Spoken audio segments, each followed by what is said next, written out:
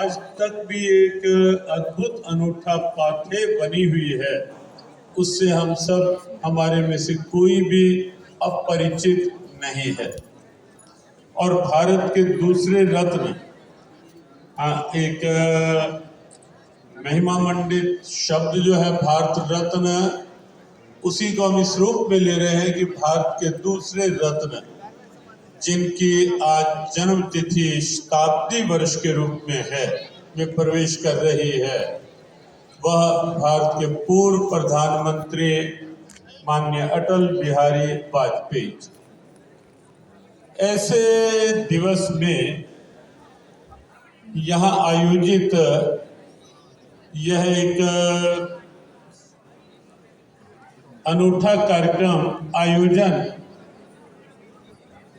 हमारे बहुत प्रिय आदरणीय डॉक्टर भीमसेन सिंह जी के द्वारा, जो दो पुस्तकें उनकी लेखनी में उनके भाव उतरे और वो दो पुस्तकें अस्तित्व में आई। एक अटल देश के अटल महापुरुष अटल जी और एक सनातन संघ और संस्कृति को विचार से हम देखें। यहाँ अनेक महापुरुष बैठे हैं, हमने आदरणीय आचार्य लोकेश मुनि जी की ओजस्वीता को सुना, अभी आदरणीय करनैल सिंह जी के सद्भाव को हमने श्रवण किया, और भी इस्कॉन से पूज्य ब्रजेंद्र नंदन दास जी यहाँ उपस्थित हैं, अनेक शुभेच्छु जन यहाँ उपस्थित हैं, जिनके भाव सद्भाव से हमारे अनेक यहाँ संत जन उपस्थित हैं। हमारे करनैल सिंह जी, उधर भाई करनैल सिंह जी और इधर भी करनैल जी जो मंदिर प्रकोष्ठ का काम देख रहे हैं, वो यहाँ उपस्थित हैं। श्याम जी यहाँ हैं, अनेक प्रबुद्ध जन, महेंद्र चौधरी जी संभवतः यहाँ हैं। तो हम केवल 2-4 मिनट की बात विस्तार में है।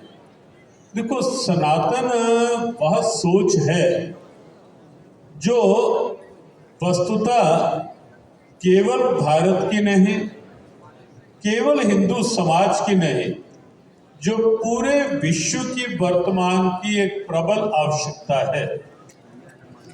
सनातन एक सोच है, सनातन एक परंपरा है, सनातन एक सद्भावना है। विश्व में आप देखें, वसुधैव कुटुंबकम की प्रेरणा वो कहाँ से निश्चित हुई, वो सनातन है। और आज के परिप्रेक्ष्य में जब हम देख रहे हैं, भीतर अंतर मन को देखें तो कहीं ना कहीं तनाव दबाव व्याप्त है।